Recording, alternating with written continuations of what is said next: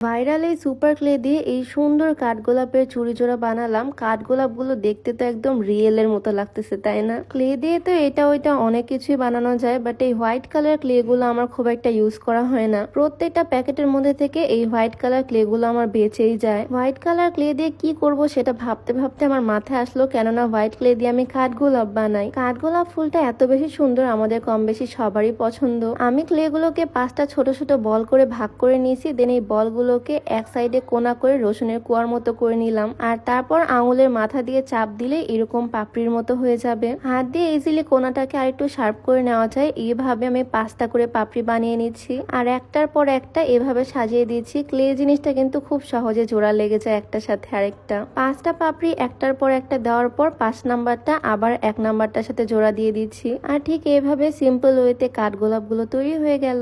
একদম সাদা ফিটফিটে কাঠগোলাপ। আর এরপর আমি নিয়ে চলে আসলাম আমার আইশ্যাডো প্যালেট। এখন অনেকে ভাবতে পারো আইশ্যাডো প্যালেট বা মেকআপ দিয়ে এখানে কি করব, সেটা একটু পরেই তোমাদেরকে দেখাচ্ছি। একটা আমি মেকআপ ব্রাশ নিয়ে নিলাম, যেটা দিয়ে আইশ্যাডো দেই আর কি চোখে। আর এই ব্রাশটা দিয়ে আমি হলুদ কালারের আইশ্যাডো দিয়ে দিচ্ছি এই কাঠগোলাপ গুলোর ভিতরে। শ্যাডো প্যালেটে হলুদ কালার আইশ্যাডো তো সবারই থাকে, আর এই কালারটা খুব একটা ইউজও করা হয় না। হলুদ কালারটা ভেতরে দেওয়ার পর কাঠগোলাপ গুলো একদম রিয়েল কাঠগোলাপের মতো লাগতেছে দেখতে। দেখে বোঝার কোনো উপায় নাই এটা যে ক্লে দিয়ে তৈরি করা হয়েছে। তারপর আমি নিয়ে চলে আসলাম রেশমি চুড়ি, মানে কাচের চুড়ি যেগুলো হয় আর কি। কাচের চুড়ি পরতে তো আমি ভীষণ ভালোবাসি, বাট এই কাচের চুড়িগুলো দিয়ে আজকে আমি এই ক্লে এর কাঠগোলাপের চুড়িটা বানাবো। যেহেতু কাঠগোলাপ ফুলগুলো আমি বড় বড় বানাইছি, তাই চুড়িটাও একটু মোটা করবো। একটা চুড়ির উপর আঠা দিয়ে আরেকটা চুড়ি বসিয়ে দিলাম, দেন ওইটার উপরও আবারও আঠা দিয়ে দিচ্ছি। এইভাবে আমি 3টা চুড়ি অ্যাডজাস্ট করলাম যাতে চুড়িটা অনেকটা মোটা হয়। আমি যেহেতু 2 হাতের জন্য 2টা চুড়ি বানাবো, মানে 1 জোড়া চুড়ি বানাবো, তাই 2টা চুড়ি সেম ভাবে 3টা করে অ্যাডজাস্ট করে নিলাম।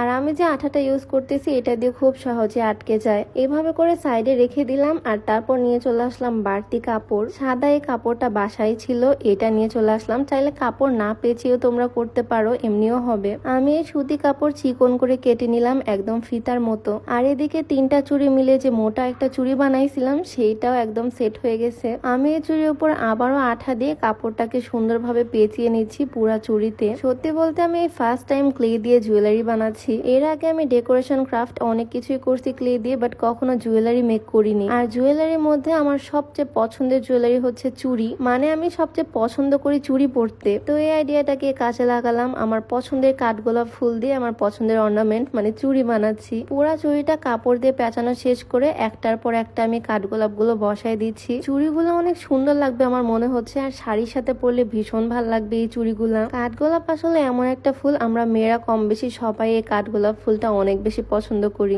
আর এই ক্লে দিয়ে তৈরি করা কাঠগোলাপ গুলো একদম রিয়েল এর মতো হয়। আর চুড়িটা দেখো কমপ্লিট হওয়ার পর কত বেশি সুন্দর লাগতেছে। এইটা এখনো সেট হওয়া বাকি, 4-5 ঘন্টা রেখে দিলেই খুব সুন্দরভাবে এটা শক্ত হয়ে যাবে, তখন এটা নর্মালি ইউজ করা যাবে। 2 হাতে মোটা মোটা 2টা চুড়ি শাড়ির সাথে পরলে ভীষণ ভালো লাগবে। তোমাদের কাছে কেমন লাগলো আমার বানানো এই কাঠগোলাপের চুড়ি অবশ্যই কমেন্টে জানিও। তো 1 হাতের জন্য একটা চুড়ি আমার বানানো শেষ, দেন পরবর্তী চুড়িটাও আমি সেম ভাবে বানিয়ে নিচ্ছি। একটার পর একটা কাঠগোলাপ ফুল আমি আঠা দিয়ে সুন্দরভাবে সেট করে দিলাম। আর এই তো আমার পরবর্তী চুড়িটাও একদম রেডি, 1 জোড়া চুড়ি। আমি যখন শাড়ি পরে সুন্দর করে সাজবো তখন এই চুড়ি জোড়া পরবো। আর হ্যাঁ, চাইলে কিন্তু তোমরাও ক্লে দিয়ে এরকম সুন্দর কাঠগোলাপের চুড়ি বানিয়ে ফেলতে পারো, খরচ একদমই কম। তো এই চুড়িটাকে আমি রেখে দিব সেট হওয়ার জন্য 4-5 ঘন্টার মতো, আর তারপর এটা ইউজ করার জন্য একদম পারফেক্ট। তো আজকের এই ভিডিওটা তোমাদের কাছে কেমন লাগলো অবশ্যই কমেন্টে জানিও। তো সবাই ভালো থাকো, সুস্থ থাকো, দেখা হয়ে যাবে নতুন কোনো ভিডিওতে। সবাইকে আল্লাহ হাফিজ।